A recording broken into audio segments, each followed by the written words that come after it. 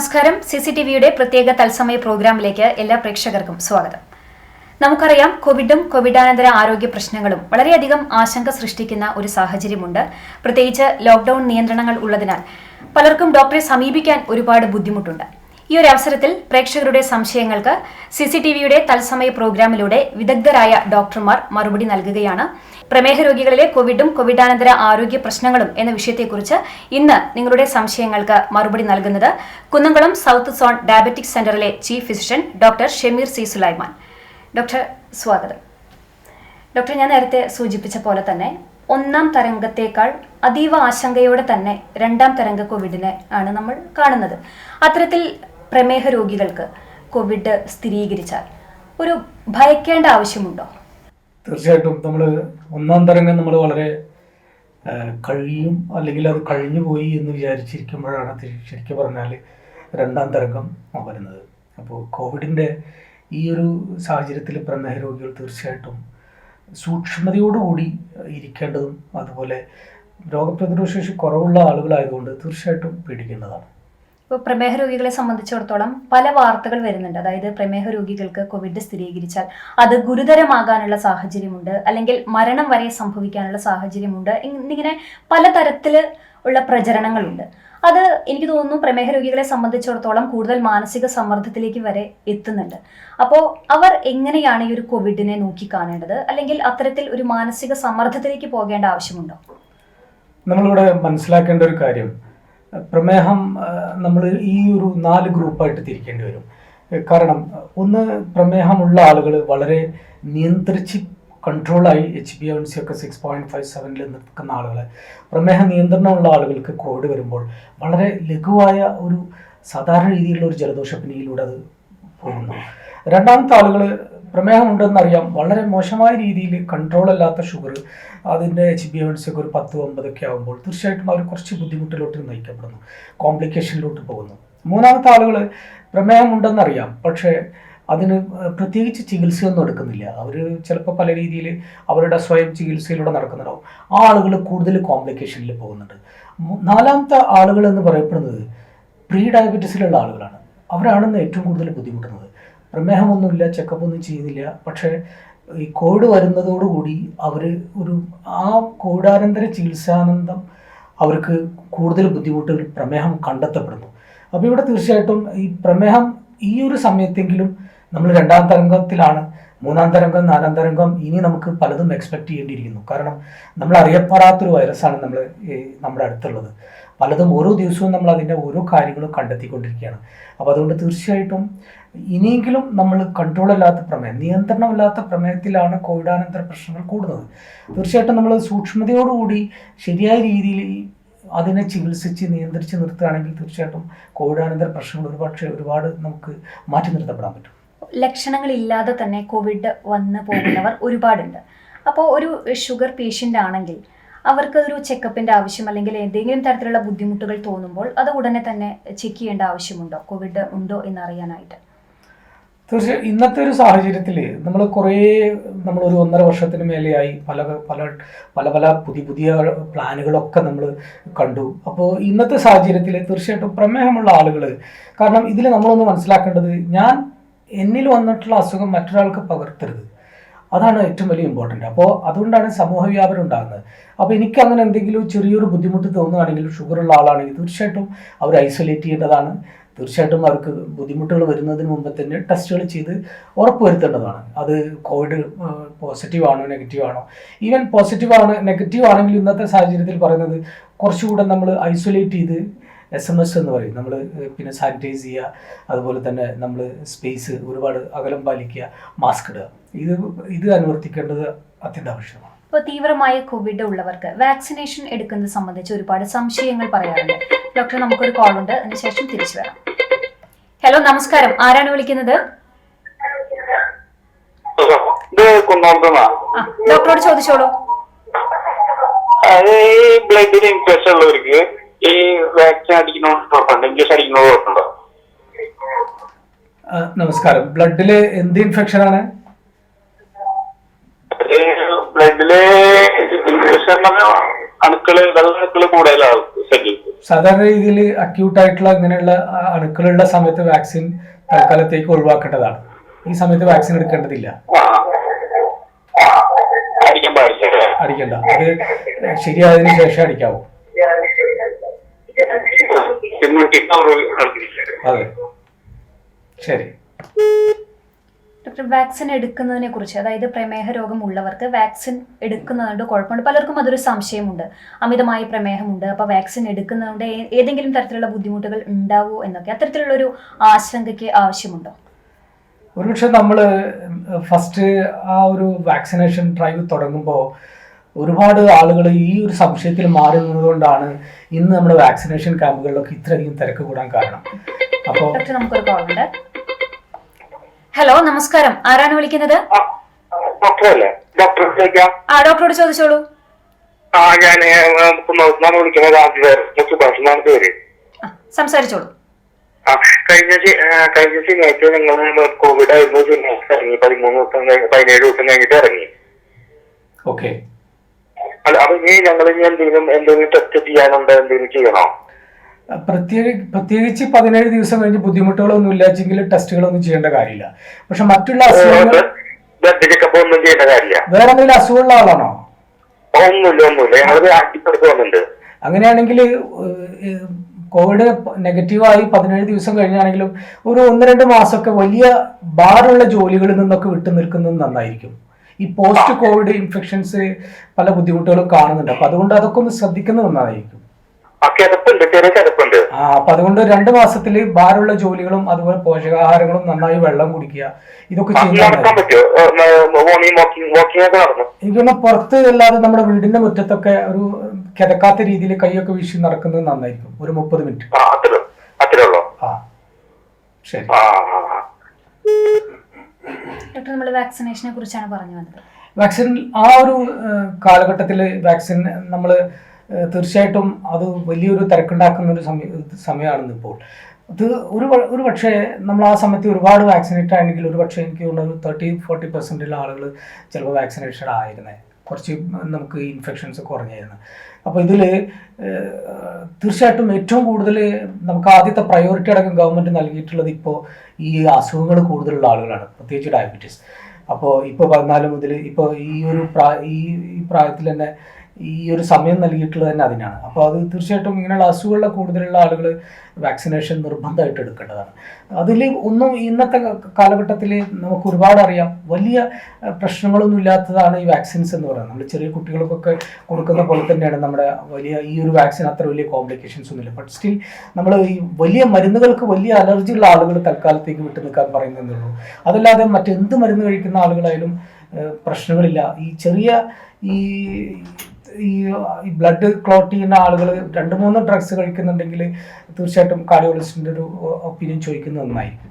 Doctor, immunity power സ്വതവേ കുറവുള്ളവരാണ് പ്രമേഹ രോഗികൾ. പ്രത്യേകിച്ച് ഇമ്മ്യൂണിറ്റി പവർ കുറവുള്ളവർക്കാണ് കോവിഡ് വളരെ ഗുരുതരമായിട്ട് ബാധിക്കുന്നത് എന്ന് പറയുന്നു. അപ്പോൾ ഇമ്മ്യൂണിറ്റി പവർ കൂട്ടാനായിട്ട് പ്രമേഹ രോഗികൾ എന്തൊക്കെ കാര്യങ്ങൾ ശ്രദ്ധിക്കാൻ പറ്റും അവർക്ക്? ഇതൊരു ക്വസ്റ്റ്യൻ വലിയൊരു കോംപ്ലിക്കേറ്റഡ് ക്വസ്റ്റ്യൻ ആണ്. കാരണം ഇമ്മ്യൂണിറ്റി പവർ കൂട്ടുക ഡയബറ്റീസിൽ എന്ന് പറയുന്നത് അതിൽ ഒറ്റ കാര്യമുള്ളൂ, ഡയബറ്റീസ് പക്ക നല്ല കൺട്രോളിലാകും. കാരണം വൺസ് ഡയബറ്റീസ് വന്നു കഴിഞ്ഞാൽ അതൊരു ലൈഫ് സ്റ്റൈൽ ഡിസീസാണ്, ഒരു ലോങ് ടൈം അത് നമ്മുടെ കൂടെ ഉണ്ടാവും. അപ്പോൾ അങ്ങനെയുള്ള ഒരു സമയത്ത് നമ്മൾ ആ ഒരു ഇമ്മ്യൂണിറ്റി സ്റ്റാറ്റസ് അവർക്ക് എപ്പോഴും അങ്ങനെ തന്നെ ആയിരിക്കും. പക്ഷേ വളരെ മോശമായ രീതിയിൽ കൺട്രോൾ അല്ലാത്ത ബ്ലഡ് ഷുഗർ ഉള്ള ആളുകളുടെ തീർച്ചയായിട്ടും ഇമ്മ്യൂണിറ്റി എന്ത് നമ്മൾ കഴിച്ചാലും ഇമ്മ്യൂണിറ്റി കൂടുന്നില്ല. അവിടെ നമ്മൾ മെയിനായിട്ട് നമ്മൾ പറയുന്നത് ഇമ്മ്യൂണിറ്റിയുടെ കാര്യത്തിൽ നമ്മൾ പോഷകാഹാരങ്ങൾ ഉണ്ടായിരിക്കണം. അതുപോലെ ഒരു 35 മിനിറ്റിൽ റെഗുലറായിട്ടുള്ള വ്യായാമം ഉണ്ടായിരിക്കണം. നല്ല ബ്ലഡ് ഷുഗർ കൺട്രോൾ ആയിരിക്കണം. ഈ രീതിയിൽ പോകുന്ന ഒരാളെ സംബന്ധിച്ച് മറ്റുള്ളൊരു വൈറ്റമിൻ്റെ ഗുളിക പോലും ആവശ്യമില്ല. പക്ഷേ ഡയബറ്റീസ് ഉള്ള ഒരാളെ സംബന്ധിച്ച് എന്തെങ്കിലും മൾട്ടി വൈറ്റമിൻസ് കഴിക്കുന്നത് ദോഷമൊന്നുമില്ല. പഠനങ്ങൾ കൂടുതലും നമുക്ക് കൂടുതലായിട്ടുള്ള പഠനങ്ങളൊന്നും ഇമ്മ്യൂണിറ്റി മരുന്നുകളെ കൊണ്ട് കൂട്ടുന്ന അറിയില്ല. പക്ഷേ വൈറ്റമിൻ സി നല്ലൊരു ഈ ഇമ്മ്യൂണിറ്റി ബൂസ്റ്ററാണ്, അത് കഴിക്കുന്നതുകൊണ്ട് തെറ്റൊന്നുമില്ല. ഇപ്പോൾ കോവിഡ് സ്ഥിരീകരിച്ചിട്ടുള്ള രോഗികൾക്ക് നമുക്കറിയാം ആയുഷ് 64 ഉള്ള അല്ലെങ്കിൽ ഹോമിയോ മരുന്നുകളൊക്കെ അത് സാമൂഹിക ആരോഗ്യ കേന്ദ്രത്തിൽ നിന്ന് അത്തരത്തിലുള്ള പ്രതിരോധ മരുന്നുകളെല്ലാം നൽകുന്നുണ്ട്. അപ്പോൾ ഒരു ഷുഗർ പേഷ്യൻസിനെ സംബന്ധിച്ചിടത്തോളം ഓൾറെഡി അവർ ഷുഗറിനുള്ള ഗുളികകൾ കഴിക്കുന്നുണ്ടാവാം. ഈ ഒരു കോവിഡിന് സമയത്ത് ഇത്തരത്തിലുള്ള ആയുർവേദം അല്ലെങ്കിൽ അലോപ്പതിയൊക്കെ കഴിക്കേണ്ടി വന്നാൽ ഈ ഷുഗറിന് കഴിക്കേണ്ട മരുന്ന് ഒഴിവാക്കേണ്ടതുണ്ടോ, അതോ ഇതിനോടൊന്നിച്ച് അതും കഴിക്കുന്നത് കൊണ്ട് എന്തെങ്കിലും ബുദ്ധിമുട്ടുകൾ ഉണ്ടാവുന്നുണ്ടോ? ഒരു കാര്യം ഇവിടെ പ്രസക്തം എന്ന് വെച്ചാൽ നമ്മളൊരു മോഡേൺ മെഡിസിനിലൊരു ഡോക്ടറാണ് ഞാൻ. അപ്പോൾ ഒരു പക്ഷേ എനിക്ക് ആയുർവേദ ഹോമിയോ ഞാൻ പഠിക്കാത്തതുകൊണ്ട് അങ്ങനെ ഒരു കമൻറ്റ് ചെയ്യുന്നത് ശരിയല്ല. കാരണം നമ്മുടെ രാജ്യത്തിൽ അംഗീകരിച്ചിട്ടുള്ള മറ്റ് വൈദ്യശാസ്ത്രങ്ങളാണ്. തീർച്ചയായിട്ടും ഒരു അസുഖത്തിന് എൻ്റെ അഭിപ്രായത്തിൽ ഇപ്പോൾ ഡയബറ്റീസ്. ഹലോ, നമസ്കാരം. ആരാണ് വിളിക്കുന്നത്? ഹലോ, ഡോക്ടറോട് ചോദിച്ചോളൂ. എനിക്ക് അപ്പോഴും സംശയം ചോദിക്കാനാണ്. പറഞ്ഞോളൂ. ഞാന് അമല ഹോസ്പിറ്റലില് ഡോക്ടർ ക്വാളിറ്റി ആൻഡ് ഇമ്മ്യൂണോളജി വിഭാഗത്തിലെ ഡോക്ടറെ കാണിച്ചിട്ടുണ്ട്. ഇമ്മ്യൂൺ പവർ തീരില്ല എനിക്ക്. അപ്പൊ ഇമ്മ്യൂണിറ്റി തീരില്ല. അപ്പൊ അതിനായിട്ടുള്ള അത് മാത്രല്ല, ഡോക്ടറിന് ഞാൻ പേരിടോ മരുന്നിന്റെ പേരൊന്ന് പറഞ്ഞുതരാം. അഞ്ച് മരുന്നാണ് സ്ഥിരമായിട്ട് കഴിച്ചുകൊണ്ടിരിക്കുന്നത്. ഏതാ മരുന്ന്?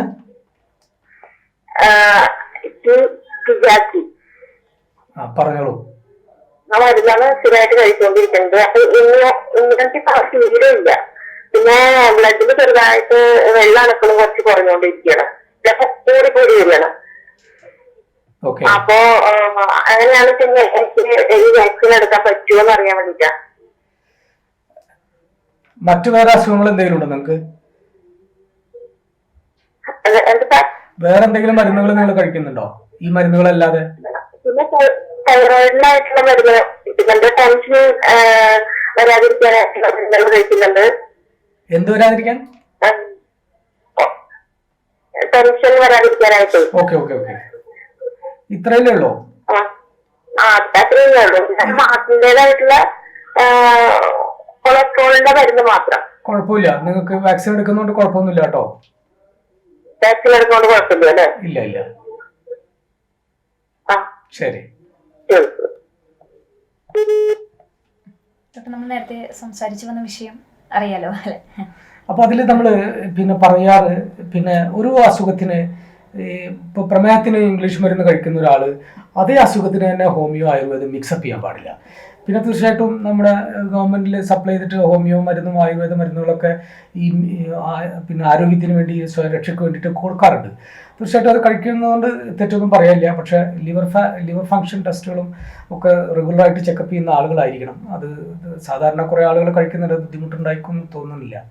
പ്രമേഹ രോഗികൾക്ക് ഏതൊരു സാഹചര്യത്തിലാണ് ഇപ്പോൾ കോവിഡ് വന്നത്? അത് രൂക്ഷമാകുന്നത് എപ്പോഴാണ്?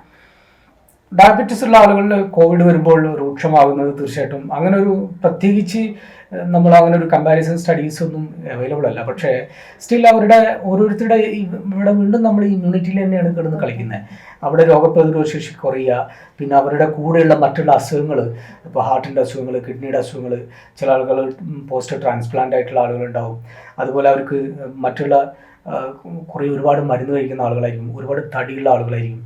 അങ്ങനെ കുറേ മരുന്നുകളും കുറേ അസുഖങ്ങളും കൂടുതലുള്ള ആളുകളാണ് കൂടുതൽ ബുദ്ധിമുട്ടുന്നത്. അതുപോലെ ലേറ്റായിട്ട് ഐഡൻറ്റിഫൈ ചെയ്യുക. പലരും ഇപ്പോൾ അത് ചെറിയ ജലദോഷം ചുമയും പേടിച്ചിട്ട് ഹോസ്പിറ്റലിൽ പോകാതെ ഇങ്ങനെ നടക്കും. അത് എനിക്ക് കുഴപ്പമൊന്നുമില്ല എന്ന് പറഞ്ഞു. പക്ഷെ ആ ആൾ ഒരു 10 ദിവസം കഴിയുമ്പോഴത്തേക്കും അത് ആ നെക്സ്റ്റ് സ്റ്റേജ് ഒരു കാറ്റഗറി ABCയിലെ സിയിൽക്കൊക്കെയാണ് പലപ്പോഴും അഡ്മിഷൻ വരുന്നത്. അങ്ങനെ വരുന്ന അഡ്മിഷനിൽ നമുക്ക് ആ ഒരു ഫസ്റ്റ് ബിയിലൊക്കെ കിട്ടുന്ന നമ്മുടെ ആ ഒരു കാറ്റഗറിയിൽ കിട്ടുന്ന കുറേ മരുന്നുകൾ അവർക്ക് മിസ്സാണ്. പ്രത്യേകിച്ച് ലൈഫ് സേവിങ് ആയിട്ടുള്ള സ്റ്റിറോയിഡ്സ്, അതുപോലെ ചില ആൻറ്റിവൈറൽ ഡ്രഗ്സുകൾ, അതൊക്കെ ആ സമയത്ത് കൊടുത്തിരുന്നെങ്കിൽ ഒരുപക്ഷെ ചിലപ്പോൾ ആളെ നമുക്ക് രക്ഷപ്പെടുത്താൻ പറ്റുമായിരുന്നു. അപ്പോൾ അതുകൊണ്ടാണ് ഇത്രയും ലേറ്റായിട്ട് വരുന്നതുകൊണ്ടാണ് കോംപ്ലിക്കേഷൻ കൂടുന്നത്. ഇപ്പോൾ മാനസിക സമ്മർദ്ദം പ്രമേഹം കൂടാൻ വലിയൊരു കാരണമാണെന്ന് പലപ്പോഴും പറയാറുണ്ട്. അപ്പോൾ പ്രത്യേകിച്ച് നമുക്കറിയാം ലോക്ക്ഡൗണിൻ്റെ നിയന്ത്രണങ്ങളുണ്ട്.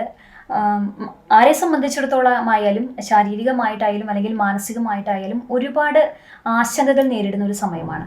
അപ്പോൾ ഇത്തരത്തിൽ ഉണ്ടാകുന്ന മാനസിക സമ്മർദ്ദം പ്രമേഹ രോഗികളെ സംബന്ധിച്ചിടത്തോളം ഏത് രീതിയിലാണ് അവരെ ബുദ്ധിമുട്ടിപ്പിക്കുന്നത്? ഒരുപക്ഷെ ഏറ്റവും കൂടുതൽ ഈ ഒരു സമയത്ത് ഈ ലോക്ക്ഡൗണും അതുപോലെ കൊറോണയും കോവിഡൊക്കെ വന്നപ്പോൾ ഏറ്റവും കൂടുതൽ ബുദ്ധിമുട്ടിയിട്ടുള്ളത് ഡയബറ്റീസ് ഉള്ള ആളുകൾ തന്നെയാണ്. കാരണം അവരുടെ ഒരു റെഗുലർ ആയിട്ടുള്ള റൂട്ടീൻ ലൈഫിൽ വന്ന വലിയൊരു മാറ്റമാണത്.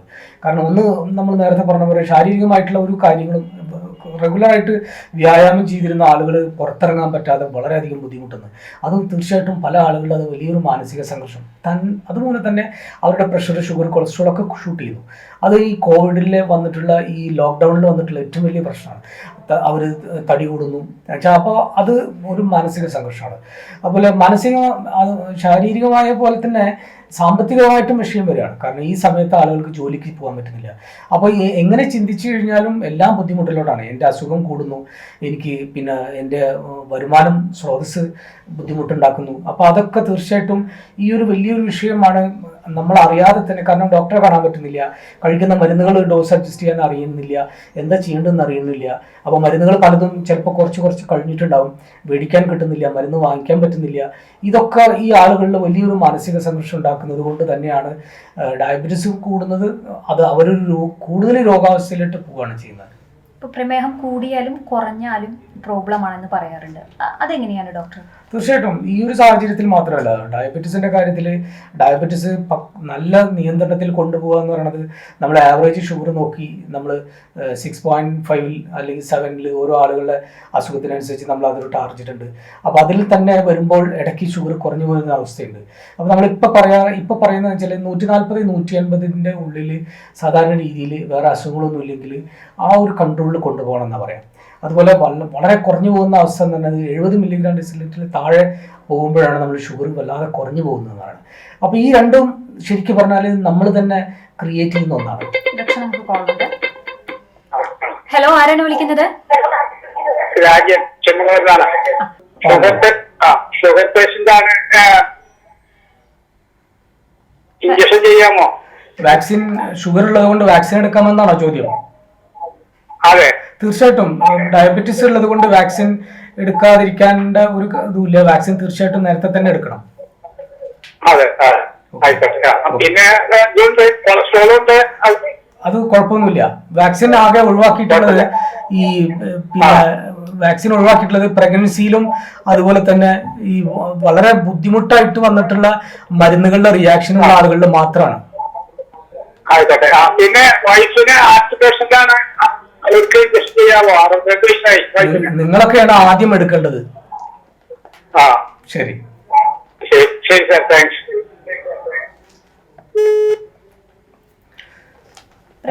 മാനസിക സമ്മർദ്ദം ഉണ്ടാക്കുന്ന ബുദ്ധിമുട്ടാണ്. അതെ, തീർച്ചയായിട്ടും. അപ്പൊ ഇവിടെ ഇവിടെ നമുക്കൊരു കോൾ ഉണ്ട്. ഹലോ, നമസ്കാരം. ആരാണ് വിളിക്കുന്നത്? ഹലോ, സംസാരിച്ചോളൂ, ഡോക്ടറോട് ചോദിച്ചോളൂ. എന്റെ പേര് ചോദിച്ചോളൂ. അമ്മയ്ക്ക് കൊറോണ വന്നതായിരുന്നു. ഷുഗർ 500. ഓക്കെ, ഇപ്പൊ ഷുഗർ എത്രയാ? എങ്ങനെ? ഹലോ, ഇപ്പൊ ഷുഗർ എങ്ങനെയാ? ഷുഗർ 500 മുകളിൽ നിൽക്കുന്നത്. ഓക്കെ. കോവിഡ് വന്നിട്ട് എത്ര ദിവസമായി നെഗറ്റീവായിട്ട്? 2 മാസം മുകളിലായി. ഓക്കെ. ഇപ്പൊ നിങ്ങൾ ഇൻസുലിൻ ആണോ അതോ ഗുളികയാണോ? ഒരു പോസ്റ്റ് ഈ കോവിഡ് വന്നതിന് ശേഷം കഴിയുന്നതും ഈ കുറച്ച് പ്രായമുള്ള ആളുകളാണെങ്കിൽ ഒരു 2-3 മാസം വരെ ഇൻസുലിൻ എടുക്കുന്നതായിരിക്കും ഏറ്റവും നല്ലത്. അല്ലെങ്കിൽ പോസ്റ്റ് കോവിഡിന് ശേഷമുള്ള പല കോംപ്ലിക്കേഷൻസും നമ്മളിന്ന് കാണാത്ത തരത്തിലുള്ള പല ഫംഗസും ഒക്കെ വരുന്നത് അമിതമായിട്ടുള്ള ഷുഗർ നിയന്ത്രണം ഇല്ലാത്തതുകൊണ്ടാണ്. തീർച്ചയായിട്ടും അടുത്ത നിങ്ങൾ ചികിത്സിക്കുന്ന ഡോക്ടറെ കണ്ട് അതിനുള്ള ഇൻസുലിൻ ആക്കുന്നതായിരിക്കും ഏറ്റവും ബെസ്റ്റ്. ശരി. നമ്മൾ നേരത്തെ പറഞ്ഞു വെച്ചത് ഷുഗർ കുറഞ്ഞു പോകുന്നതും ഷുഗർ കൂടി പോകുന്നതും മാനസിക സംഘർഷവും. തീർച്ചയായിട്ടും ഈ കുറഞ്ഞു പോകുക എന്ന് പറയുന്നതും വല്ലാതെ കൂടി പോകുക എന്ന് പറയുന്നതും തന്നെ ഒരു മാനസിക സംഘർഷം ഉണ്ടാക്കുന്ന സംഗതിയാണ്. അപ്പോൾ അവിടെ നമ്മൾ ശ്രദ്ധിക്കേണ്ടത് എന്തുകൊണ്ട് കുറയുന്നു, എന്തുകൊണ്ട് കൂടുന്നു എന്നുള്ളത് തീർച്ചയായിട്ടും മനസ്സിലാക്കും. നമസ്കാരം, ആരാണ് വിളിക്കുന്നത്? ഹലോ, ചോദിച്ചോളൂ ഡോക്ടർ. Sugar patient. പറഞ്ഞോളൂ. കാലിന്റെ മുട്ടിലെ വീട്ടിട്ട് പോളകള് കൊണ്ടുവന്നുണ്ട്. അതിനിപ്പോ ആയുർവേദാണ് കാണിച്ചിരിക്കുന്നത്. അപ്പൊ എടുക്കാൻ പറ്റും? അതിപ്പോ ഈ പഴുപ്പ് വല്ലതും ഉണ്ടോ? പഴുപ്പൊന്നുമില്ല, വെറുതെ പോണ കൊണ്ടിട്ട് ഇങ്ങനെ ഉണ്ടാവും. അതിന് അപ്പൊ അത് ഡയബറ്റീസ് കൂടി വരുമ്പോൾ ഡയബറ്റീസ് ബുള്ള എന്ന് പറയുന്ന മുട്ടിന് കീഴ്പ്പെട്ട് വരുന്ന ചെറിയ കുമിളകളാണത്. അത് വാക്സിൻ എടുക്കുന്നതുകൊണ്ട് അതിന് കുഴപ്പമൊന്നുമില്ല. പക്ഷെ അത് പഴുപ്പുണ്ട്, പനിയുണ്ട്, ചോരനീരിറക്കം പോലെ ചുമന്ന കളർ ഉണ്ടെങ്കിൽ തീർച്ചയായിട്ടും വാക്സിൻ എടുക്കാൻ പറ്റില്ല. ഇത് വാക്സിൻ എടുക്കുന്നത് കുഴപ്പമില്ല, വാക്സിൻ എടുക്കാം. ഓക്കെ. അപ്പൊ നമ്മൾ നേരത്തെ പറഞ്ഞ ഷുഗർ കുറഞ്ഞും കൂടി നിൽക്കുന്ന അവസ്ഥയിൽ നമ്മൾ കഴിക്കുന്ന ആഹാരത്തിന്റെ സമയം തെറ്റുക, അതുപോലെ ചിലപ്പോൾ ഡോസ് അറിയാതെ മിസ് ചെയ്യുക, അല്ലെങ്കിൽ കൂടുതൽ എടുക്കുക, അതല്ലെങ്കിൽ നമ്മൾ സാധാരണ ചെയ്യാത്ത അമിതമായി എന്തെങ്കിലും കൂടുതൽ ജോലി ചെയ്യുക, ഇതൊക്കെയാണ് ഇൻസുലിൻ ഗുളിക കഴിക്കുമ്പോൾ പ്രമേഹ രോഗികളിൽ ഈ പെട്ടെന്ന് ഷുഗർ കുറഞ്ഞു പോകുന്നത്. ഇവിടെ ഈ കോവിഡായിട്ട് ബന്ധപ്പെട്ടിട്ട് ഈ ഒരു സമയത്ത് ഇങ്ങനെ എല്ലാം കൂടി ഒരു മനുഷ്യനിൽ വരുമ്പോൾ വലിയൊരു ഡിസ്ട്രെസ്ഫുൾ ആയിരിക്കും, ഭയങ്കര ബുദ്ധിമുട്ടുള്ളതാണ്. തീർച്ചയായിട്ടും അത് ആ കാര്യങ്ങളൊക്കെ ഒന്ന് അവോയ്ഡ് ചെയ്യേണ്ടതാണ്. ഇപ്പോൾ കോവിഡിന് ശേഷം ഷുഗർ, ഇപ്പോൾ നേരത്തെ ഒരു കോളർ സൂചിപ്പിച്ച പോലെ തന്നെ അമിതമായിട്ട് കൂടുന്ന ഒരവസ്ഥ, ആ ഒരു അവസ്ഥയെ എങ്ങനെയാണ് നമ്മൾ സമീപിക്കേണ്ടത്? ഇത് പല രീതിയിൽ പല ആളുകളെ സംബന്ധിച്ചാണ്. ഇത് post Covid late Covid complications കുറേ ഉണ്ട്. ഡയബറ്റീസ് എന്താ ഒരു പ്രോബ്ലം എന്ന് വെച്ചാൽ നമ്മൾ വളരെ കൺട്രോളിൽ പോകുന്ന ആളുകളാണെങ്കിലും ഈ വൈറൽ ആക്ടിവിറ്റി നമ്മുടെ പാൻക്രിയാസിലെ ബീറ്റാ സെൽ കോശങ്ങളെ നശിപ്പിക്കുകയും അത് തന്മൂലം സാധാരണ വേണ്ട റിക്വയർമെൻറ്റ് ഇൻസുലിൻ അല്ലാതെ തന്നെ ഒരു എക്സസ് ഡോസ് ഓഫ് ഇൻസുലിൻ കുറച്ച് സമയത്തേക്ക് ആവശ്യമായിട്ട് വരും. അപ്പോൾ സാധാരണ രീതിയിൽ പോസ്റ്റ് കോവിഡ് വളരെ ലാഘവത്തോടുകൂടിയാണ് നമ്മൾ കണ്ടുവരുന്നത് ഇന്ന് ഡയബറ്റീസ് പേഷ്യൻസിൽ. തീർച്ചയായിട്ടും അവർ വളരെ സൂക്ഷ്മതയോടുകൂടി കൈകാര്യം ചെയ്യേണ്ടതാണ്. അപ്പോൾ കഴിയുന്നതും ആ ഒരു 1-2 മാസം അല്ലെങ്കിൽ 3 മാസത്തോളം നല്ല കൺട്രോളിൽ വരുത്തിയിട്ടില്ലെങ്കിൽ അത് വലിയൊരു വിപത്തിലോട്ടാകും നയിക്കുക. തീർച്ചയായിട്ടും ചികിത്സിക്കുന്ന ഡോക്ടറുമായിട്ട് കണ്ട് കഴിയുന്നതും ഇൻസുലിനാക്കി കൺട്രോൾ ചെയ്യുന്നത് തന്നെ ആയിരിക്കും ഏറ്റവും അഭികാമ്യമായിരിക്കുക. ഇപ്പോൾ ഇൻസുലിൻ ഓൾറെഡി എടുക്കുന്ന പേഷ്യൻസിന് കോവിഡിന് ശേഷവും ഈ പ്രമേഹം കൂടാനുള്ള സാധ്യതയുണ്ട്. അപ്പോൾ നേരത്തെ നമ്മൾ മരുന്ന് കഴിക്കുന്നവർക്ക് ഇൻസുലിൻ എടുക്കാൻ നിർദ്ദേശിക്കുന്നുണ്ട്. അപ്പോൾ ഓൾറെഡി ഇൻസുലിൻ എടുക്കുന്നവർ ഏത് തരത്തിലാണ് ശ്രദ്ധിക്കേണ്ടത്? അവിടെ തീർച്ചയായിട്ടും ഇൻസുലിൻ അപ്പോൾ ഒരു 2 നേരമോ 3 നേരം എടുക്കുന്ന ആളാണെങ്കിലും ചിലപ്പോൾ ചില ഗുളികളുണ്ടാവും. അപ്പോൾ അവിടെ ആ ഒരു ആളുകളിൽ നമ്മൾ കുറച്ചും കൂടി ചെയ്യാൻ ബേസൽ ബോളസ് എന്ന് പറയുന്ന 3 നേരത്തെ ഷോർട്ട് ആക്ടിങ് ഇൻസുലിൻ ഭക്ഷണത്തിന് മുമ്പും അതുപോലെ വൈകുന്നേരം കിടക്കാൻ പോകുമ്പോൾ എടുക്കുന്ന ലോങ് ആക്ടിങ് ഇൻസുലിൻ, അങ്ങനെ 3 നേരത്തെ അല്ലെങ്കിൽ 4 നേരമൊക്കെ ചിലർക്ക് ഇൻസുലിൻ ആവശ്യം. ചില ആളുകൾ 300 യൂണിറ്റ് 400 യൂണിറ്റ് ഒക്കെ ഇൻസുലിൻ എടുക്കുന്ന ആളുകൾ പോസ്റ്റ് കോവിഡിലുണ്ട്. അവിടെ നമ്മൾ മനസ്സിലാക്കേണ്ടത് ആ ഒരു ടൈമിലെ ഈ വൈറൽ ആക്ടിവിറ്റി കൊണ്ടുണ്ടാക്കുന്ന ഹൈപ്പർഗ്ലൈസീമിയ, അമിതമായിട്ടുള്ള ഷുഗറിനെ നിയന്ത്രിക്കാൻ ഡോക്ടർ എന്താണോ പറയുന്നത്, അപ്പോൾ തീർച്ചയായിട്ടും 2 നേരം ഇൻസുലിൻ എടുക്കുന്ന ആൾ ചിലപ്പോൾ 4 നേരം അല്ലെങ്കിൽ 3 നേരമായി മാറും, ഡോസ് ഒരുപാട് കൂടും. അപ്പോൾ അത് ആ ഒരു രീതിയിൽ തന്നെ അതിനെ കാണണം. ഇപ്പോൾ പോസ്റ്റ് കോവിഡിൽ ഇത്തരത്തിൽ പ്രമേഹം കൂടിയവർക്ക് ഇപ്പോൾ നമുക്ക് ഡോക്ടർ കോൾ ഉണ്ട്, അതിന് ശേഷം തിരിച്ചു വരാം. ഹലോ, നമസ്കാരം. ആരാണ് വിളിക്കുന്നത്?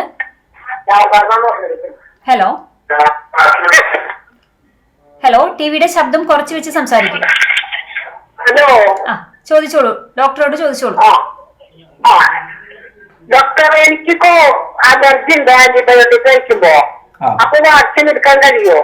എന്ത് അലർജി ഉണ്ടായിട്ടുള്ളത് ആന്റിബയോട്ടിക് എടുത്തിട്ട്? കയ്യുമ്മ കടിപ്പ്, തലയില് കടിപ്പ് വരും, ചെവിടുമ്മ. അങ്ങനെ ഒരു ഹോസ്പിറ്റലിൽ കൊണ്ടുപോയി ഇഞ്ചക്ഷൻ എടുക്കേണ്ട ഒരു അത്ര ബുദ്ധിമുട്ടുകൾ, അലർജിയുടെ ബുദ്ധിമുട്ട് വന്നിട്ടുണ്ടോ? ശ്വാസമുട്ട് പോലെ അത്രയും ബുദ്ധിമുട്ട് വരുന്നില്ല വെച്ചെങ്കിൽ വാക്സിൻ എടുക്കുന്നതുകൊണ്ട് കുഴപ്പമൊന്നുമില്ല. ഹാർട്ടിന്റെ ഗുളികയൊക്കെ കഴിക്കുന്ന ആളാണ്, മരുന്നുകൾക്ക് അലർജി ഉണ്ടെങ്കിൽ തീർച്ചയായിട്ടും വാക്സിൻ എടുക്കുന്ന സൈറ്റിൽ ഹോസ്പിറ്റലിൽ പോയിട്ട് ഒന്ന് പറഞ്ഞിട്ട് വേണം വാക്സിൻ എടുക്കാൻ. ശരി ഡോക്ടർ, ഇപ്പോൾ വീട്ടിൽ തന്നെ ഷുഗർ ടെസ്റ്റ് ചെയ്യുന്ന ഒരുപാട് പേരുണ്ട്. അത്തരത്തിൽ ഷുഗർ കുറഞ്ഞു കൂടി എന്ന് പറയുമ്പോൾ ഡോക്ടർ നമുക്കൊരു കോൾ ഉണ്ട്. ഹലോ, നമസ്കാരം. ആരാണ് വിളിക്കുന്നത്? ഹലോ, ഞാൻ തിരുവത്ര ചാവക്കാട് നിന്നാണ്. എനിക്ക് ഷുഗർ ഉള്ള പേഷ്യന്റ് ആണ്. എന്റെ കാല് രണ്ടും തരിപ്പുള്ള ഒരു പേഷ്യന്റ് ആണ് ഞാന്. എനിക്കൊരു ആക്സിഡന്റ് പറ്റിയതിന് ശേഷമാണ് എന്റെ കാലിൽ ഇങ്ങനെ തരിപ്പ് വന്നത്. അപ്പൊ ഷുഗറും ഉണ്ട്. ഈ കോവിഡിന്റെ ഇഞ്ചക്ഷൻ എടുക്കാൻ പറ്റുമോ എന്നുള്ളത് അറിയാനാ. അപ്പൊ ഫുൾ തരിപ്പാണ് എന്റെ 2 കാലും.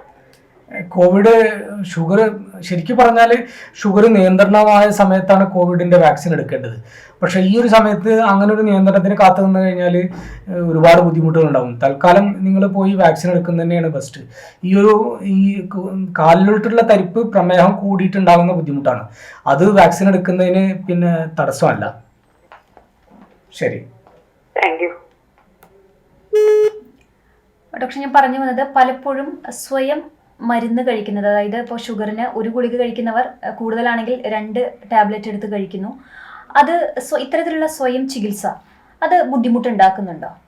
തീർച്ചയായിട്ടും ഈ സ്വയം ചികിത്സയാണ് ഈ ഡയബറ്റീസിലുള്ള ഒരു 30 to 40% ആളുകളിലും ഇത്രയും കോംപ്ലിക്കേഷൻസ് വരുന്നത്. തീർച്ചയായിട്ടും അതിൽ കണ്ണുകളെ ബാധിക്കുന്നതും കിഡ്നിയെ ബാധിക്കുന്നതും മറ്റുള്ള അവയവങ്ങളൊക്കെ ബാധിക്കുന്നത് സ്വയം ചികിത്സ കൊണ്ടാണ്. കാരണം അവർ കാണുന്ന ഏതെങ്കിലും ഒരു ദിവസത്തെ ഒരു ഷുഗർ കൊണ്ടാണ് അവർ ജീവിക്കുന്നത്. അപ്പോൾ അവർ കാണുമ്പോൾ ഒരു 120 കണ്ടു കഴിഞ്ഞാൽ ഇതാണ് എൻ്റെ ഷുഗർ എന്ന് വിചാരിച്ച് വൈകുന്നേരവും രാത്രിയൊക്കെ ഇഷ്ടം പോലെ ബ്രെഡും അതുപോലെ പഴങ്ങളും ഒക്കെ കഴിക്കുമ്പോൾ ആ ഒരു സമയത്തുള്ള വേരിയേഷൻ മനസ്സിലാകുന്നില്ല. തീർച്ചയായിട്ടും അങ്ങനെയുള്ള ആളുകൾ HbA1c നോക്കി അവരുടെ ഷുഗർ കൺട്രോൾ ആണെന്നുള്ളത് ഈ ഒരു സമയത്തെങ്കിലും വളരെ സൂക്ഷിക്കണം. കാരണം ഡയബറ്റീസ് നിയന്ത്രണം അല്ലാത്ത ആളുകളിൽ കോവിഡ് വന്നു കഴിയുമ്പോൾ പോസ്റ്റ് കോവിഡ് ഒരുപാട് വിഷയങ്ങൾ ഉണ്ടാകുന്നുണ്ട്. അതുമാത്രമല്ല, കോവിഡിൽ നിന്ന് തന്നെ മുക്തി നേടാൻ തന്നെ കാരണം ഒരുപാട് മരണങ്ങളൊക്കെ ഇപ്പോൾ വന്നുകൊണ്ടിരിക്കുന്നുണ്ട്. അപ്പോൾ തീർച്ചയായിട്ടും വളരെ സൂക്ഷിക്കേണ്ട ഒരു സംഗതിയാണ്. ഇപ്പോൾ ഗുരുതരമായിട്ടുള്ള പ്രമേഹം ഉള്ളവർക്ക് കോവിഡ് വന്നാൽ മരണം വരെ സംഭവിക്കുമെന്ന് പറയുന്നുണ്ട്. അപ്പോൾ പ്രത്യേകിച്ച് ഇപ്പോൾ കോവിഡ് സ്ഥിരീകരിച്ച പ്രമേഹ രോഗികൾക്ക് എപ്പോഴും ഒരു ആശങ്കയാണ്. കാരണം ഇത്തരത്തിൽ പലരും കുഴഞ്ഞു വീണ് മരിക്കുന്ന ഒരു സാഹചര്യമുണ്ട്. അപ്പോൾ അത്തരത്തിൽ കോവിഡ് വന്ന ഷുഗർ പേഷ്യൻസ് എങ്ങനെയൊക്കെ കൺട്രോൾ ചെയ്യണം അവരുടെ ഒരു ജീവിത രീതി കൂടുതൽ ഗുരുതരമാകാതിരിക്കാനായിട്ട്?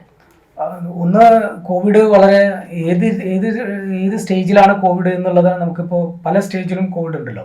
വളരെ ചെറിയൊരു ചുമയും അല്ലെങ്കിൽ ചെറിയൊരു ജലദോഷം, ചെറിയൊരു പനിയൊക്കെ നമ്മൾ കാറ്റഗറി എയിൽ വെച്ച് വലിയ കുഴപ്പങ്ങളൊന്നുമില്ല, വീട്ടിൽ വെച്ചിട്ട് അവർ കൺട്രോൾ ചെയ്ത് പോകും. പക്ഷേ സ്റ്റിൽ അങ്ങനെയുള്ള ആളുകൾ പോലും ആ ഒരു 2-3 മാസത്തോളം വളരെ സൂക്ഷ്മത പാലിക്കണം എന്നുള്ളൂ. പേടിച്ചിട്ടോ അല്ലെങ്കിൽ ഭയങ്കര ഭയാനകമായി എനിക്ക് കോവിഡ് വന്ന് എനിക്ക് എൻ്റെ എല്ലാം കഴിഞ്ഞു, എൻ്റെ ബുദ്ധിമുട്ടുകൾ, കാരണം നമ്മളെല്ലാം ഇപ്പം അങ്ങനെ കേട്ടുകൊണ്ടിരിക്കണം. പക്ഷെ അതിലൊരു യാഥാർത്ഥ്യമില്ല. കാരണം ഭയങ്കര ചിലപ്പോൾ ചില ആളുകളൊക്കെ വളരെ മോശമായിട്ടുള്ള ഷുഗർ കൺട്രോൾ ചെയ്തിട്ടും വളരെ നല്ല രീതിയിൽ അവർ പിന്നെ തിരിച്ച് വന്നിട്ടുണ്ട്. ഷുഗറൊക്കെ നോർമലായി കോവിഡിൽ നിന്ന് പോസ്റ്റ് കോവിഡ് വിഷയങ്ങളൊന്നുമില്ലാതെ. അപ്പോൾ അത് പറഞ്ഞ് പുതിയൊരു വൈറസ് ആയതുകൊണ്ട് ഏത് രീതിയിലാണ് ഏതെല്ലാം അവയവങ്ങളാണ്, കാരണം അത് രക്തത്തിൽ ക്ലോട്ടാക്കുന്ന ഒരു പ്രത്യേകത ഈ ഒരു വൈറസിനുള്ളതുകൊണ്ട് നമുക്ക് പല ഓരോ ഇൻഡിവിജ്വൽ വേരിയേഷൻസ് പല ആളുകളിലും കാണുന്നുണ്ട്. അപ്പോൾ തീർച്ചയായിട്ടും അങ്ങനെ ഒരു ഭീതി ഉണ്ടാകേണ്ട കാര്യമില്ല. അപ്പോൾ പക്ഷെ നമ്മൾ എപ്പോഴും ചികിത്സിക്കുന്ന ഡോക്ടറായിട്ടൊരു കമ്മ്യൂണിക്കേഷനും അവരായിട്ട് നിരന്തര സമ്പർക്കം ഉണ്ടായിരിക്കണം. കാരണം ഏത് സ്റ്റേജിലേക്ക് പോയിട്ടാണ് അവർക്ക് മരുന്ന് കഴിക്കേണ്ടത്. ഇപ്പോൾ 2ാമത്തെ സ്റ്റേജിൽ B അതുപോലെ Cയിലേക്കൊക്കെ എത്തിയിട്ട് ഡോക്ടറെ അടുത്ത് പോകുന്നത് വലിയൊരു ബുദ്ധിമുട്ടുണ്ടാകും. ഹലോ, നമസ്കാരം. ആരാണ് വിളിക്കുന്നത്? അതെ, ഇവിടെ ഡയബറ്റീസിന്റെ ഗുളിയൊന്നും കഴിക്കലില്ല. ഇപ്പൊ അടുത്ത് ചെക്ക് ചെയ്തപ്പോ 140 ഭക്ഷണത്തിന് മുമ്പ്, ഭക്ഷണ ശേഷം 240. ഇതുവരെ മരുന്നൊന്നും ഗുളിയും കഴിക്കണം. ഇതുവരെ മരുന്നൊന്നും കഴിച്ചിട്ടില്ല? ഇല്ല, ഇതുവരെ മരുന്നൊന്നും കഴിച്ചിട്ടില്ല. എത്ര വയസ്സായി? 60. നിങ്ങളുടെ വീട്ടിൽ വേറെ ആർക്കെങ്കിലും ഷുഗർ ഒക്കെ ഉണ്ടോ?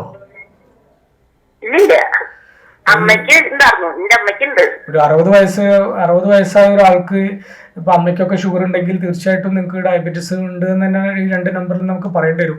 പക്ഷെ കൂടുതലായിട്ട് ഈ ഡയബറ്റീസ് എത്രത്തോളം കാഠിന്യം ഉണ്ട് എന്ന് അറിയണമെങ്കിൽ നമ്മൾ 3 മാസത്തെ ആവറേജ് HbA1c നോക്കിയിട്ട് അത് വളരെ കൂടുതലാണെങ്കിൽ മരുന്ന് കഴിക്കേണ്ടി വരും. അതുവരെ നിങ്ങൾ ഭക്ഷണത്തിലും നിങ്ങളുടെ ചെറിയ വ്യായാമത്തിലൊക്കെ നിയന്ത്രിക്കാൻ പറ്റുമെന്നുള്ളത് ശ്രദ്ധിക്കണം. പ്രത്യേകിച്ച് ഈ കോവിഡ് കാലത്തൊക്കെ നിങ്ങൾ വളരെ സൂക്ഷിക്കേണ്ടതാണ്, നിങ്ങളെ പോലുള്ള ആളുകൾ. കാരണം നമ്മുടെ നാട്ടിൽ പ്രീ ഡയബറ്റിസ് പ്രമേഹം കണ്ടെത്താത്ത ആളുകൾ 30-40% ആളുകളുണ്ട്. അവരാണ് ഏറ്റവും കൂടുതൽ കുഴപ്പമുണ്ടാക്കുന്നത്. അപ്പൊ തീർച്ചയായിട്ടും ചികിത്സ വളരെ അത്യാവശ്യമാണ്.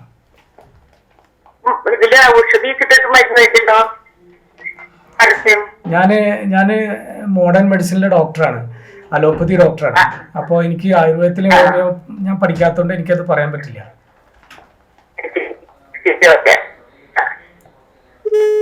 ഡോക്ടർ, ഡയബറ്റിക് പേഷ്യൻസിന് കോവിഡ് അനന്തരം എന്തൊക്കെ തരത്തിലുള്ള ബുദ്ധിമുട്ടുകൾ ഉണ്ടാകും? അതിന് എന്തൊക്കെ ലക്ഷണങ്ങളാണ് അവരിൽ പ്രകടമാകുന്നത്? കോവിഡാനന്തരം ഈ ഡയബറ്റീസ് പേഷ്യൻസിൽ അല്ലാതെ തന്നെ ഇവരുടെ ഒരു റെഡ് ഫ്ലാഗ് സൈൻസ് എന്ന് പറഞ്ഞിട്ട് അതെന്ന് വെച്ചാൽ നമ്മൾ പെട്ടെന്നുണ്ടാകുന്ന തലകറക്കം, അതുപോലെ പിന്നെ ശ്വാസം മുട്ട്, നെഞ്ചുവേദന, പിന്നെ നല്ല ശക്തിയായിട്ടുള്ള പനി.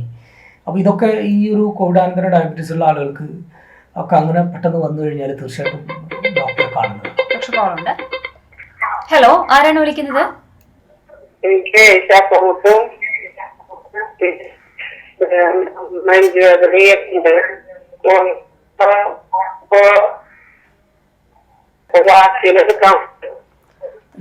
ശ്വാസമുട്ടും നെഞ്ചുവേദനയുണ്ട്, വാക്സിൻ എടുക്കാൻ പറ്റുമെന്നല്ലേ ചോദ്യം? അലർജി ഉണ്ട്. എന്താ അലർജി ഉള്ളത്? എനിക്ക് മേലെ പഠിച്ചുകൊണ്ട് നോക്കുന്നത്. ഗുരുതരമായി അലർജി ഇല്ലാത്ത ആളുകൾക്ക് വാക്സിൻ എടുക്കുന്നതുകൊണ്ട് കുഴപ്പമൊന്നുമില്ല. ഗുരുതരമായ അലർജി എന്ന് പറഞ്ഞാൽ ശ്വാസം മുട്ട് വന്ന് ഹോസ്പിറ്റലിൽ പോയി ഇഞ്ചക്ഷൻ എടുക്കേണ്ട ഒരു അത്രയും ബുദ്ധിമുട്ട് വരികയാണെങ്കിൽ മാത്രമേ നമുക്ക് വാക്സിൻ തൽക്കാലത്തേക്ക് ഒഴിവാക്കേണ്ടതുള്ളൂ. അതെല്ലാം ചെയ്യും വാക്സിൻ എടുക്കുന്നതുകൊണ്ട് കുഴപ്പമില്ല. അപ്പോൾ അവിടെ നമ്മൾ ഇന്ന് ഏറ്റവും കൂടുതൽ കോംപ്ലിക്കേഷൻസ് കണ്ടുവരുന്നത് ലങ്സിലാണ്. നമ്മുടെ ശ്വാസകോശമാണ് ഏറ്റവും വലിയ പ്രശ്നം ഇന്ന് നേരിടുന്നത്. അവിടെ ഈ കോംപ്ലിക്കേഷൻസിൽ ഏറ്റവും വലിയത് ഈ ഫൈബ്രോസിസ്, അതുപോലെ തന്നെ എന്ന് വെച്ചാൽ ശ്വാസകോശത്തിൽ കട്ടി പിടിക്കുക. എന്ന് വെച്ചാൽ നമ്മൾ നേരത്തെ ശ്വാസകോശം സ്പോഞ്ച് പോലെ എന്നുള്ളത് അത് വളരെ സത്യമാണത്. അപ്പോൾ അത് ആ ഒരു സ്പോഞ്ച് കട്ടിയായി കഴിഞ്ഞാൽ ശ്വാസം എടുക്കാൻ പറ്റില്ല. അപ്പോൾ നിരന്തരമായൊരു ശ്വാസമുട്ട്, അതുപോലെ നിരന്തരമായൊരു ശ്വാസം എടുക്കാനൊരു ഉപകരണത്തോടു കൂടി ജീവിക്കേണ്ട ഒരുപാട് ആളുകളെ ഇനി കാണേണ്ടി വരും. അപ്പോൾ അതുകൊണ്ട് ഇതിൻ്റെ ഒരു കോംപ്ലിക്കേഷൻ ഏറ്റവും കൂടുതൽ വരുന്നത് പിന്നെ ശ്വാസകോശവും, അതുപോലെ പല രീതിയിൽ ഈ കോവിഡിൻ്റെ ഈ വൈറസുകൾ ചിലപ്പോൾ ഈ നമ്മുടെ ബ്ലഡ് ക്ലോട്ട് ചെയ്യുന്നതുകൊണ്ട് തലച്ചോറിലോട്ട് ക്ലോട്ട് വന്ന് പല ആളുകൾക്കും സ്ട്രോക്ക് വന്നിട്ടുണ്ട്. അതുപോലെ പലപ്പോഴും അറ്റാക്ക് വരുന്നത് ഈ കാർഡിയാക് അറസ്റ്റ്, ഹാർട്ടിലോട്ടുള്ള രക്തക്കുഴലുകൾ ബ്ലോക്ക് വരുന്നുണ്ട്, കാലിലോട്ടുള്ള രക്തക്കുഴലുകൾ ബ്ലോക്ക് വരുന്നുണ്ട്. അപ്പോൾ ഈ രക്തക്കുഴലുകളിലുള്ള ബ്ലോക്കുകളിലൂടെ പല അവയവങ്ങളും നഷ്ടപ്പെടുന്ന ഒരു അവസ്ഥയുണ്ട്. കാലിൽ പല ആളുകളും കാണുന്നുണ്ട് കാലുകളിലുള്ള രക്തോട്ടം നിന്നിട്ട് ഗാംഗ്രീൻ ഉണ്ടാകുന്നത്, അതുപോലെ തന്നെ ഹാർട്ടിൽ ബ്ലോക്ക് വരുന്നത്, സ്ട്രോക്ക് ഉണ്ടാകുന്നത്. ലങ്സിൽ വലിയൊരു വിഷയമാണ്. ലങ്സിൻ്റെ കുറേ പ്രശ്നങ്ങൾ, ദീർഘകാലം ഉണ്ടാകുന്ന ചുമ, അത് ഒരു വലിയ വിഷയമാണ്. പക്ഷേ ഇതൊക്കെ നേരത്തെ ഉള്ള ആ സ്റ്റേജിൽ നമ്മൾ ഹോസ്പിറ്റലിൽ എത്തിക്കഴിഞ്ഞാൽ അതിന് നേരത്തെ കൂട്ടി മരുന്നുകൾ എടുക്കുമ്പോൾ ഒരുപാട് ഈ കോംപ്ലിക്കേഷൻസിലോട്ട് പോകാതെ നമുക്ക് കഴിയും. ഇന്നിപ്പോൾ പുതിയതായിട്ട് കാണപ്പെടുന്ന നമസ്കാരം, ആരാണ് വിളിക്കുന്നത്? ഹലോ, എനിക്ക് ചേച്ചി ടിവിയുടെ ശബ്ദം കുറച്ച് വെച്ചിട്ട് സംസാരിക്കും. ഹലോ ഹലോ, എന്നുള്ള ആളാണ് ഞാൻ എന്നും ഒഴികെ കഴിക്കുന്നത്. എനിക്ക് കോവിഡിന്റെ സൂചി അടിക്കാൻ പറ്റുമോ? കോവിഡിന്റെ സൂചി അടിക്കാൻ കുഴപ്പമൊന്നുമില്ല. കൊളസ്ട്രോൾ ഉള്ളതുകൊണ്ട് കോവിഡിന്റെ സൂചി അടിക്കുന്നത് കുഴപ്പമില്ല കേട്ടോ. ശരി. പോസ്റ്റ് കോവിഡിൽ ഡയബറ്റിക് പേഷ്യൻസിൽ ഇപ്പോൾ കണ്ടുവരുന്ന ഒരു വലിയൊരു സംഗതിയാണ് മുക്കർമൈക്കോസിസ്. നമ്മുടെ ബ്ലാക്ക് ഫംഗസ് എന്നറിയപ്പെടുന്ന ഒരു പേരിലാണ് അറിയപ്പെടുന്നത്. കുറച്ചൊരു ഭീതിയോടെ വന്നെങ്കിലും ഇപ്പോൾ അന്ന് അത് വലിയൊരു സംഗതിയാണ്. പക്ഷെ അതിനെ പേടിക്കേണ്ടതില്ല. കാരണം അത് നമ്മുടെ നാട്ടിലെ പുതിയ ഫംഗസ് അല്ല, മുമ്പേ ഉള്ളത് ഒരുപാട് കോവിഡ് കാലത്താണ് അതിന്റെ തീവ്രത ഒരുപക്ഷെ നമ്മൾ ഈ പല ഗ്രാമങ്ങളിലും അല്ലെങ്കിൽ ഉള്ളിലുള്ള ആളുകളൊക്കെ ചിലപ്പോൾ പുറത്തേക്ക് വരുന്നത് അതുപോലെ വളരെ സൂക്ഷ്മമായി ഇന്ന് മീഡിയകൾ വളരെ ഒരുപാട് പിന്നെ അവൈലബിൾ ആയതുകൊണ്ട് അങ്ങനെയൊക്കെ പെട്ടെന്ന് ന്യൂസ് വരുന്നതാണ്. പക്ഷേ സ്റ്റിൽ നമ്മുടെ നാട്ടിൽ കണ്ടുവരുന്ന ഒരു അസുഖമാണ്. ഹലോ, നമസ്കാരം, ആരാണ് വിളിക്കുന്നത്? ഹലോ, ഞാന് ചുടയാണ് വിളിക്കുന്നത്. ഡോക്ടറോട് ചോദിച്ചോളൂ. എനിക്ക് ഡയബറ്റീസ് എന്ന് പറഞ്ഞു കഴിഞ്ഞാൽ അത് ഇടയ്ക്കിടയ്ക്ക് പെട്ടെന്ന് ലോ ആവും. പറഞ്ഞോളൂ. അപ്പൊ എനിക്ക് വാക്സിൻ എടുക്കുന്ന ബ്ലഡ് പുറത്താവണം അങ്ങനെ അസുഖം മരുന്ന് കഴിക്കുന്നുണ്ട് ഞാന്. അത് ഒരുപാട് കഴിച്ചറിഞ്ഞിട്ട് പിന്നെ ബി.പി ഉണ്ട് നന്നായിട്ട്. അപ്പൊ അങ്ങനെയൊക്കെ അസുഖങ്ങളുണ്ട്. അപ്പൊ ഞാൻ എന്തെങ്കിലും പ്രശ്നമുണ്ടോ അറിയാനാണ് സാർ. ഷുഗറിന് എന്ത് മരുന്നാ കഴിക്കണേ? ഞാൻ ഒത്തിരി നേവി 75 ആണ് മറ്റേ ഇത് കഴിക്കുന്നത്. പിന്നെ ലോക്കോവൈൻ്റെ 50 അത് ഒരു നേരം അത് കഴിക്കുന്നുണ്ട്. പിന്നെ മൈഗ്രെയിന്റെ തലവേദനയുണ്ട്, അതിന് ദുവാന്റെ ടെസ്റ്റ് അത് കഴിക്കുന്നുണ്ട്. പിന്നെ ഉറക്കം കുറവാണ്, വളരെ കുറവാണ്. അതിനുള്ള മരുന്നുകൾ അമിറ്റാൻ 25 കഴിക്കുന്നുണ്ട്. പിന്നെ എത്തിലോസ്ട്രോഫൈൻ ആ മരുന്ന് കഴിക്കുന്നുണ്ട്. കുഴപ്പമൊന്നുമില്ല, വാക്സിൻ എടുക്കുന്നതുകൊണ്ട് കുഴപ്പമൊന്നുമില്ല കേട്ടോ. കുഴപ്പമില്ല. ആ വാക്സിൻ എടുക്കല്ലേ? ശരി. ശരി, താങ്ക് യു സാർ. ബ്ലാക്ക് ഫംഗസിനെ കുറിച്ചാണ് അതെ ഡോക്ടർ അതെ, ബ്ലാക്ക് ഫംഗസ് നമ്മുടെ നാട്ടില് പിന്നെ എന്താ ഒരു പ്രത്യേകത എന്ന് വെച്ചാൽ പാശ്ചാത്യ രാജ്യങ്ങളിലൊക്കെ കോവിഡ് ഉണ്ട്, മറ്റൊരു രാഷ്ട്രങ്ങളിലൊക്കെ. പക്ഷെ അവിടെ ഒന്നും ഇത്രയധികം ബ്ലാക്ക് ഫംഗസ് റിപ്പോർട്ട് ചെയ്യപ്പെടാറില്ല. നമ്മുടെ നാടിൻ്റെ ഒരു പ്രത്യേകതയാണ്. നമ്മുടെ നാട്ടിലെ ഈ ഫംഗസ് നമുക്ക് ചുറ്റുപാടും ഇഷ്ടംപോലെ കാണുന്നൊരു ഫംഗസാണ്. പക്ഷെ അത് എപ്പോഴാണ് നമ്മുടെ ഇമ്മ്യൂണിറ്റി കുറയുന്നത്, അപ്പോൾ ആ ഒരു ഫംഗസ് നമ്മുടെ അടുത്തുണ്ടെങ്കിൽ നമ്മൾ ശ്വസിച്ച് കഴിഞ്ഞാൽ നമുക്ക് ആർക്കും വരാം. പക്ഷെ അത് ഒരു വലിയൊരു വന്നു കഴിഞ്ഞാൽ അത് വലിയൊരു അപകടം തന്നെയാണ്. കൂടുതലും കണ്ടുവരുന്നത് ഡയബറ്റീസിലാണ്. അവിടെ ഏറ്റവും പ്രശ്നം വന്നിട്ടുള്ളത്. ഹലോ, നമസ്കാരം. ആരാണ് വിളിക്കുന്നത്? കുന്നോളത്തുനിന്നാണ്. സംശയം ചോദിക്കാനാ. എനിക്ക് ചെറുപ്പം മുതല് ശ്വാസം മുട്ടുണ്ട്. ചോദിച്ചോളൂ. ഇപ്പോഴും അതുകൊണ്ട് മരുന്നൊക്കെ അലർജിയാണ്. പറഞ്ഞോളൂ. മരുന്ന് വാക്സിൻ എടുക്കാൻ പറ്റുമോന്ന് അറിയാൻ വേണ്ടിട്ടാണ്. എന്ത് അലർജി ഉള്ളത്? അലർജി ഗുളികളും ഇഞ്ചക്ഷനൊക്കെ കഴിച്ചു കഴിഞ്ഞാൽ അപ്പൊ ശ്വാസം മുട്ട് വരും. അപ്പൊ ശ്വാസം മുട്ട് വരുമോ? പിന്നെ MRI എടുക്കാൻ സ്കാൻ ചെയ്യാൻ പോയപ്പോ അവിടുന്ന് മരുന്ന് വന്നപ്പോഴും പെട്ടെന്ന് പ്രശ്നമൊക്കെ ആയി. അല്ല, അങ്ങനെയുള്ള ആളുകളാണെങ്കിൽ തീർച്ചയായിട്ടും ഇപ്പൊ വാക്സിൻ എടുക്കണ്ട കേട്ടാ. ശരി.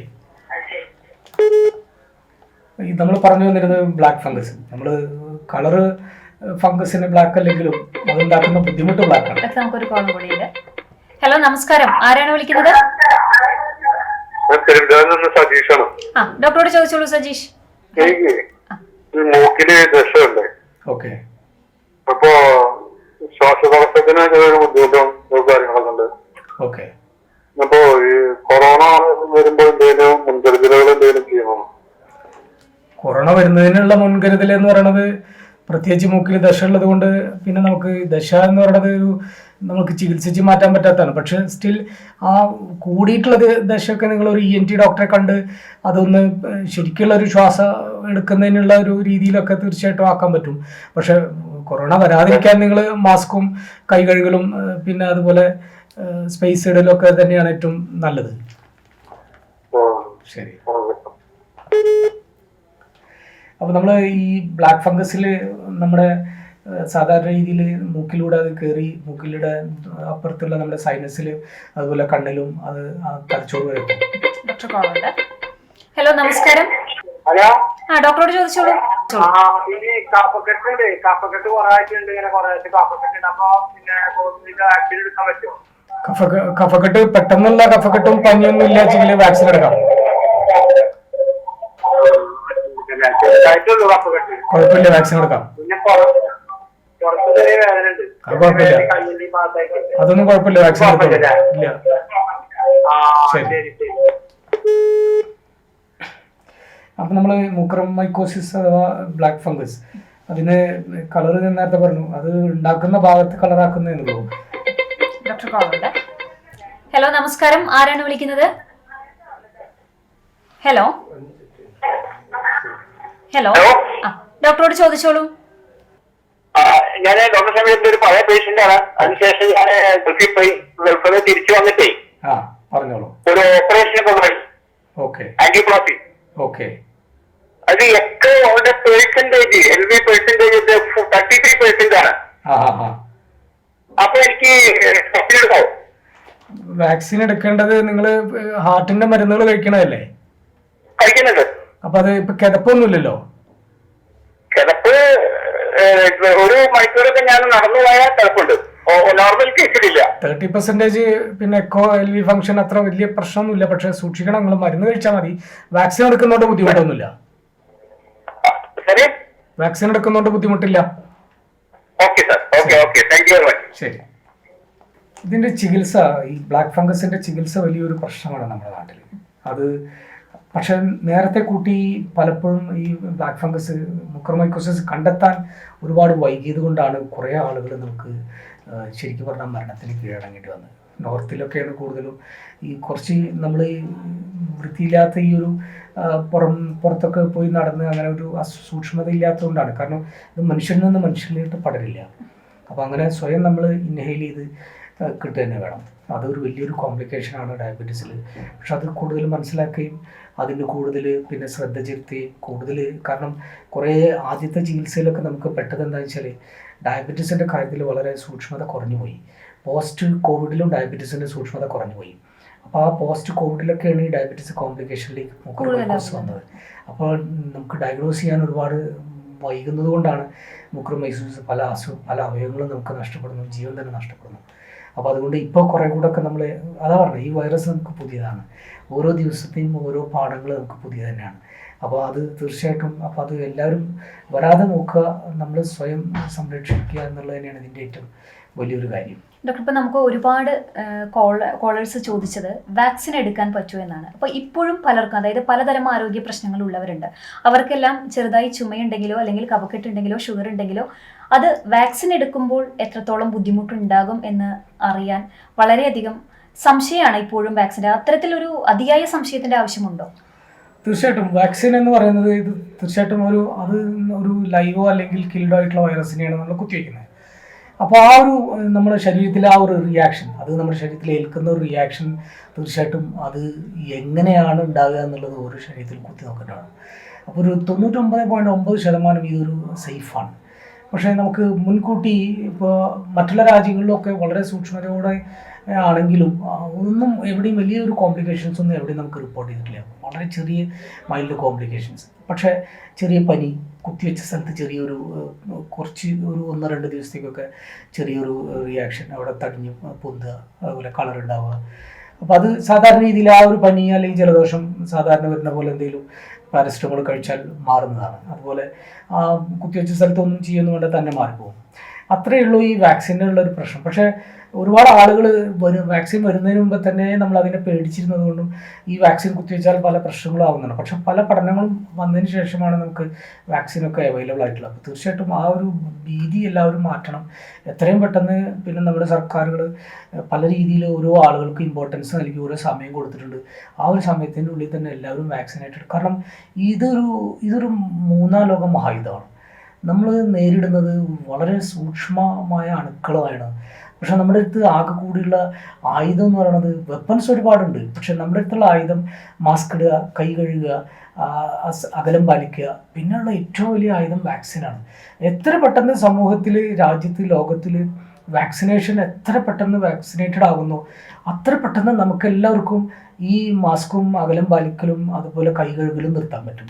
അപ്പോൾ അതുകൊണ്ട് വാക്സിനേഷനെ കുറിച്ചിട്ടുള്ള വലിയ അബദ്ധധാരണകൾ ഇന്ന് സമൂഹത്തിൽ നിന്ന് മാറണം. അപ്പോൾ അതുകൊണ്ട് എല്ലാവരും അവർക്കനുസരിച്ച് ഇപ്പോൾ പ്രായമൊക്കെ കുറച്ച് 18 വയസ്സ് മുതൽ 44 വയസ്സ് വരെ ആയിട്ടുണ്ട്. ഇനിയിപ്പോൾ അടുത്ത പഠനങ്ങൾ വരുന്നത് 12 വയസ്സ് മുതൽ 18 വയസ്സ് വരെയാണ്. അപ്പോൾ ആ ഓരോ ഘട്ടങ്ങളിലും കഴിയുന്നതും എല്ലാവരും സ്വയം സന്നദ്ധരായി അടുത്തുള്ള ഗവൺമെൻറ് വാക്സിനേഷൻ സെൻറ്ററിൽ പോയി വാക്സിനേറ്റഡ് ആയാൽ മാത്രമേ നമുക്ക്, അങ്ങനെ വാക്സിനേറ്റഡ് ആയാൽ തന്നെ നമുക്കൊരു പക്ഷേ ഈ ഒരു വർഷം കൊണ്ട് ചിലപ്പോൾ ഈ ഒരു യുദ്ധത്തിൽ നമ്മൾ തന്നെ ജയിക്കണം. ഡോക്ടർ, ഇപ്പോൾ നമുക്കറിയാം ലോക്ക്ഡൗൺ നിയന്ത്രണങ്ങൾ ഒരുപാടുണ്ട്.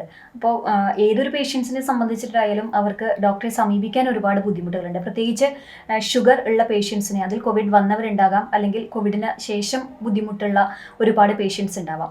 അപ്പോൾ ഈ ഒരു സാഹചര്യത്തിൽ വീടുകളിൽ അല്ലെങ്കിൽ അവരുടെ ജീവിതശൈലികളിൽ പ്രമേഹ രോഗികൾ എന്തെല്ലാം ശ്രദ്ധിക്കാം?